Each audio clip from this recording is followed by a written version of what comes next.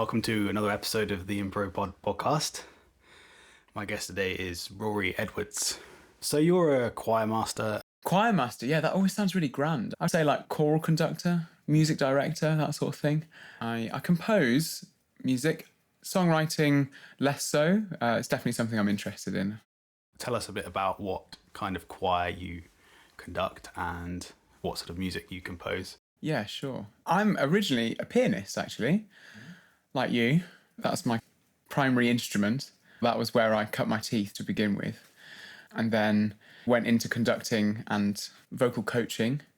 What I conduct is a bit of everything. I conduct classical choirs, chamber choirs, community choirs, work with projects where it's 800 kids in the symphony hall, in hospitals, all sorts of different contexts, really. I enjoy being a jack of all trades, musically.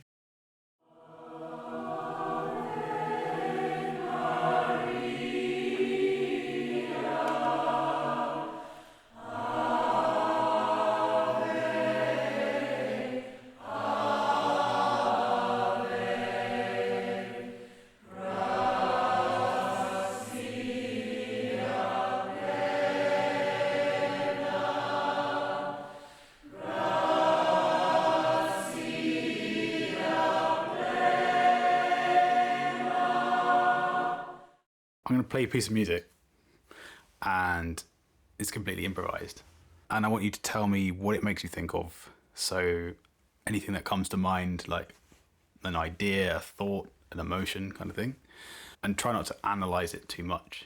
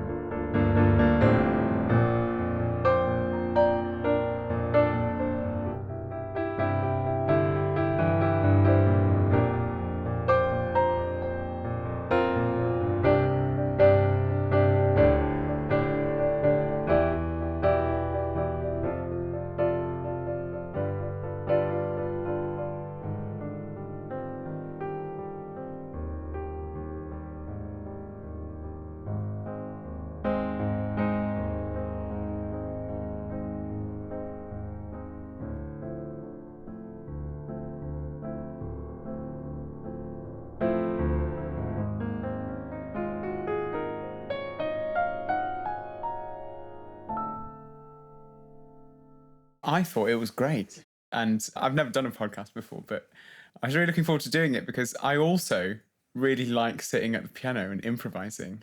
But what I really enjoy is how, because you're a completely different person with your own inner universe, what comes out of your fingertips in the moment is a totally different expression and way into how I would do it.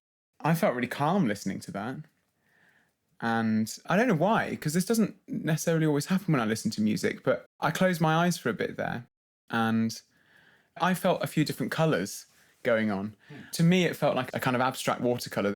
I don't normally speak like this, but I felt oranges and evening colours just sort of melding around a little bit in quite a calm way. So oranges? Yeah, I think like evening sun-setting colours. And I wonder where it came from in you. It's quite hard stuff to talk about, a lot of this. You take that analytical part of your brain and get it to analyse stuff that isn't easy to analyse. Like, where does the music come from? It's funny because when you say, what did I think of it? What I think of it is that I really enjoy your piano playing. That comes from a different part of my brain or a different part of my sort of whatever, embodied nervous system than how did I feel when I was listening to it. What I think about it is I observe you playing the piano and I can see your sort of harmonic palette, just one version of it right now, and appreciate your way into improvising. And then how I feel, that feels like a different thing. How I feel is I had these colours just wash around in me. I felt quite calm. How are you feeling when you're playing it? I think there's actually a lot of space in my thought process. I'm thinking, I'm going to try this, then I'm going to try this now. And occasionally there's an image or there's an idea. I guess it's just because when I'm performing, I try and keep my brain fairly clear. Because if you're playing a gig, for example, and then you start thinking about, oh, that sounds a bit like a tree, and then it's, oh, wait, I'm supposed to play this section now. When I first asked you the question, you responded, maybe I'm paraphrasing, but you said something like, I don't really know what I'm doing. Clearly you do. Like, you've got a framework which is informed by years of practice and an understanding of the grammar of music. That understanding of the need for melodic continuity, because it's something which feels innately satisfying and whole musically. It's there, isn't it, in you? There's a lot of stuff going on. I don't think about it. Yeah. Because if you start thinking about it, it's like thinking about breathing, which is really useful to sometimes think about breathing. But if you think about breathing all the time, it's a nightmare, isn't it? You're in one of the choirs that I conduct, and you know that we spend the first 5-10 minutes focusing on the breath, because that's a very supportive thing vocally. And there's a conscious element to that, but it's the same thing. Like, my intention with that over time, you do that every week repetitively, and that way of breathing becomes something very natural in due course.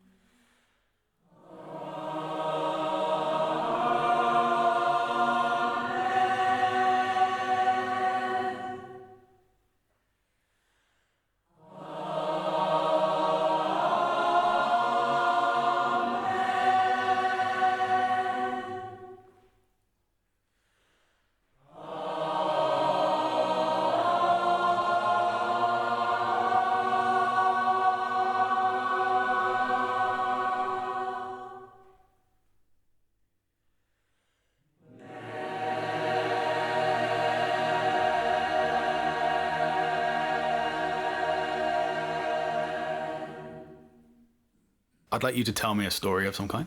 Yes. And what I do is then I break the story down into sections. Sure. And then I improvise a soundtrack to the story. The story is about me and my experience of becoming a musician. And I've really found my niche and my place in conducting. I love it. I've found my particular way of doing it. And my story is how I found that. And the essence of the story is basically about being really rubbish at something, because when you've never done something before, almost by definition, you're not going to be very good at it when you do it. And that was very true for me with conducting. I remember the first time that I stood in front of a group of people and tried to conduct them, and I was absolutely rubbish. And yet I knew it was something I really wanted to do. I became a bit obsessed with why I didn't do it well. I started out life as a pianist and I was playing for choirs. And then I got to know some really wonderful conductors who then also acted as mentors for me in due course. So when I expressed an interest in conducting, they would give me the chance to take the warm-up of a rehearsal, for example. And I began to find my feet in terms of what it was to conduct, what that whole thing is. Because if you look at conducting from the outside, it's quite a weird thing. Just waving your arms around in the air. That's essentially what it looks like. And of course, within that, there's a technology, and it really works for very specific reasons. But it has to be underpinned by a lot of experience, musical understanding, but also then experience of just being stood in front of people and waving your arms and making that something that actually works. The process for me was trying it, not being very good, learning specific things around how to do it, gaining the experience by copying lots of other people who were good. And then eventually, which is the phase I think I'm now in, is finding your own unique expression again. It's just what we've been talking about with the improvisation, actually. I had to internalize a lot of technique first, but then eventually it becomes finding your own way of delivering it. And that's what people really respond to. One of my amazing conductor mentor of mine, an incredible conductor called David Lawrence, spent some time with him in my early days of learning how to do this. And there was this one afternoon where he was just talking about how to conduct, and he said to me, this amazing phrase, and there's actually only one way to conduct. And I was like, what? That's a bit strange in my head. And then he said, it's your way. But it's taken me 12 plus years to get to that point where I've really internalized that message. The beginning of the story is all of that feeling quite opaque and unclear, and yet still having a thread there. I knew that I really wanted to do it.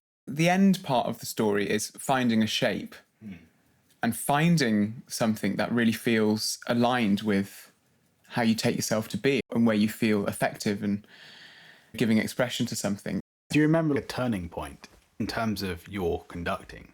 I remember the first time I actually conducted an oratorio as well with an orchestra. I conducted Mozart's Requiem, which is like quite an epic piece of music. I had a big choir in front of me, big orchestra, very wonderful experience, but it was a threshold for me for sure, because it was like a big force to be responsible for. I did my due diligence in terms of the preparation for that. I stayed with the orchestral score for weeks, if not months. I wanted to know the score back to front. I wanted to know what every instrument in the orchestra was doing. Same with the choir. It was like, I want the timpanist in the orchestra to know that at bar 64 of that third movement or whatever it was, I was looking at him and I knew he was coming in, because timpanists like come in not very often compared to the violinist or whatever. But I wanted that guy to know, I know when you're coming in and you know that I know that and I've got you. He felt empowered because it went from being an automatic thing to something he was really engaged in because he knew I was with him. I was really the best version of myself as a conductor in that, because I'd earned my right to stand in front of everybody then, because it was like, I'm not just pretending here, like I really know what's going on. The self-confidence that comes from something like that, I can do this, and I've proven that to myself. I'm going to go for this idea of dysfunction, and then as you keep working it, you gain a shape and you develop something that isn't just any choir, it's your thing. That was exactly the story I was hoping to impart to you, that you would then improvise on the piano. So I'm looking forward to this.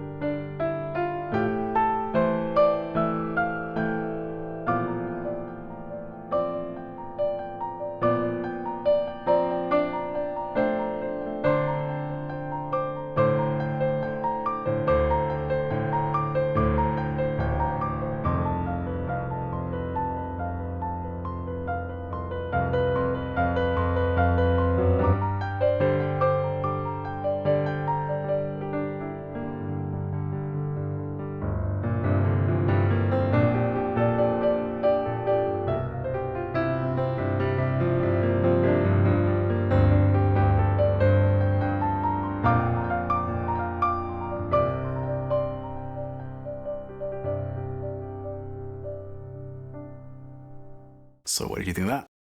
I thought that was magnificent, because it had to be your version of what you'd heard about my artistic process, and that was the challenge that I wanted to set up for you.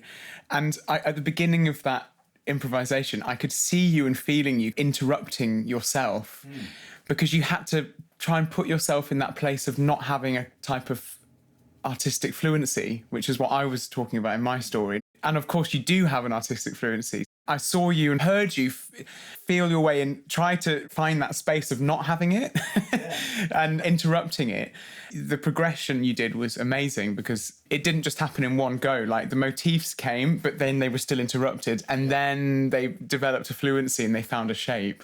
I was definitely channeling the kind of learning process rather than the performing process. Normally, when I'm improvising, it's a performance in itself. You have this idea of continuity. If I play something that doesn't quite work, then I can get out of it and you have this sort of flow that happens. But with that, I sort of abandoned it and went into learning mode in order to illustrate what you were talking about.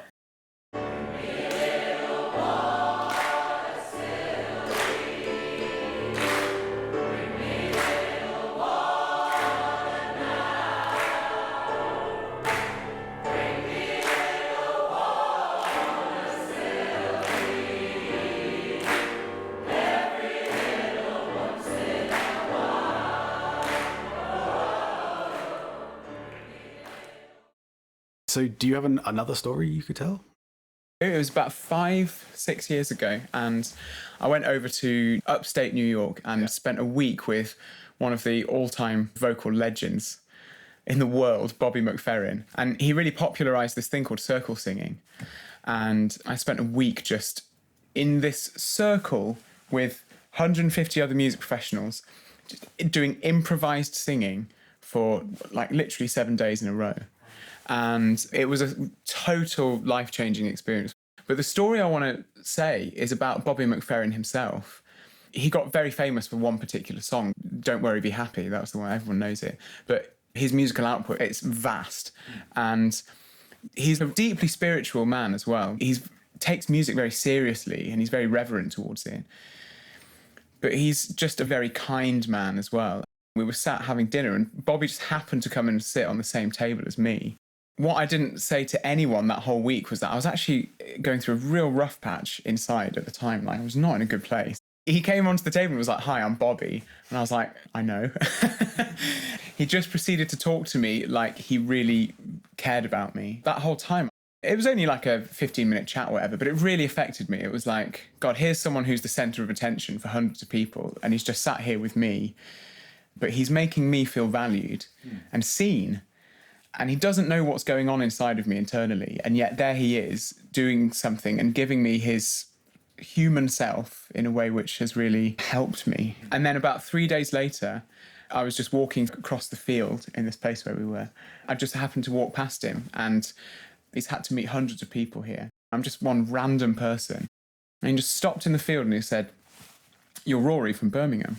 And he still remembered that after 3 days and after having spoken to hundreds of people and having held space for hundreds of people. And I can't tell you the impact that had on me. He didn't have to know all the details of my life or what I was going through or anything like that, but that act of just stopping and seeing someone, like really seeing them and just taking them in, he did that for me and that has stayed with me. And that's always been something I've wanted to try and do to whatever extent I can as well. I noticed you were quite good at that, especially in the choir, is remembering people's names and who they are. Even if you know a little bit about them, you can engage with people who you've just met and you can remember like 50 names instantly, which is quite unusual. I want each person in that room to feel like I see them. Like, that is a thing that I want to be able to do too. Yeah. It just felt so important for me. To help them feel like they're part of something, right? Yeah. And they're seen and they're valued. Is this a story about this conversation with Bobby? What do you remember you talked about? I have no idea. But one of my favourite quotes is the Maya Angelou one. It's something like, people may not remember what you say, people may not even remember what you do, but people will always remember how you make them feel. And that is that story with Bobby in a nutshell. He made me feel important in a time where inside of me I was not in a good place. And he made me feel valued, and I owe him a lot for that. Do you remember what the place was like? It was in Rhinebeck, which is really beautiful. Just countryside, green, forest, fields. It was scorching hot as well. It was August in upstate New York, which is like 30 plus degrees every day. American summer camp type vibe that you see on the films. So you sit down at this table, you're not in this good place, and then he sits down, and through the course of the conversation, he starts to make you feel valued. And that's it, really. We'll try that. And remembering my name 3 days later. Yeah, okay. Yeah, good luck with that.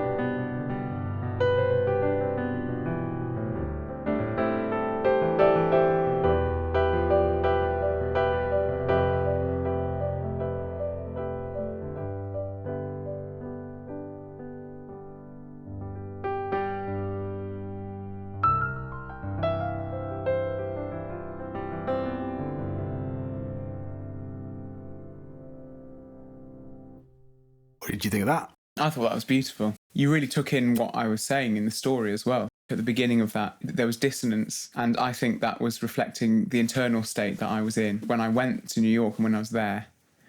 And then what moved in was like this warmth in the sound that you were playing. That was exactly what the essence of that story was. I was thinking about some of that melodic stuff I was playing as in the story you were becoming more valued. I was thinking about it in a way that if Bobby McFerrin was singing it, how would he sing it? But obviously doing this on the fly, I came with this kind of jumping vocal. He goes, woo, woo, woo. There's a big range. His range is extraordinary. And the kind of percussive use of his mouth as well. I love that you were putting a piece of actual Bobby McFerrin into... Yeah, it's not a piece of his. No, I mean like a piece of him, like a chunk. Oh, yeah, see, yeah. Nature and musical way, yeah. I didn't realise that was what that was, but now reflecting on it and hearing what you played, like, yeah. I don't know if you listened to the podcast Song Exploder. Song Exploder? No. Breaks down the processes behind songs and what happened in order to make these songs. And there's a great one by Bobby McFerrin's daughter, and she's talking about bringing him into this song and their collaboration. Oh, I'll definitely check that out.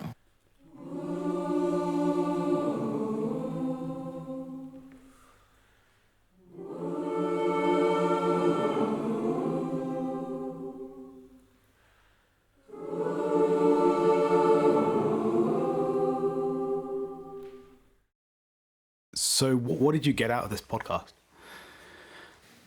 I enjoyed having the space to talk about some processes and parts of my life that were really important for me. I really enjoyed the slightly meta level musical experience that I've had, which you then had to translate into a musical delivery. And I really appreciated how you listened to what I was talking about, because that was well reflected in what you were playing.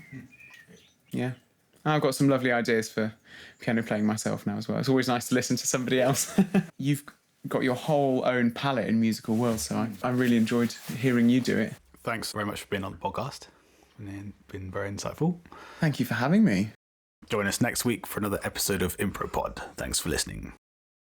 The ImproPod podcast is slowly becoming a global phenomenon, featuring guests from Barcelona to Lockhart, Texas, with stories and listeners from all over the planet, from Vanuatu to Chongqing. That's why I've made this interactive map, where you can listen to stories and explore their locations, find out approximately where the guests were interviewed and the listeners are. It's a completely new way to experience the ImproPod podcast. You can explore the map at impropod.com and on the Instagram page. Would you like to be a guest on this podcast? If you're into telling stories that inspire improvised music and exploring our relationship to music, then please get in touch. Email guest@impropod.com or send a message via the ImproPod Instagram page.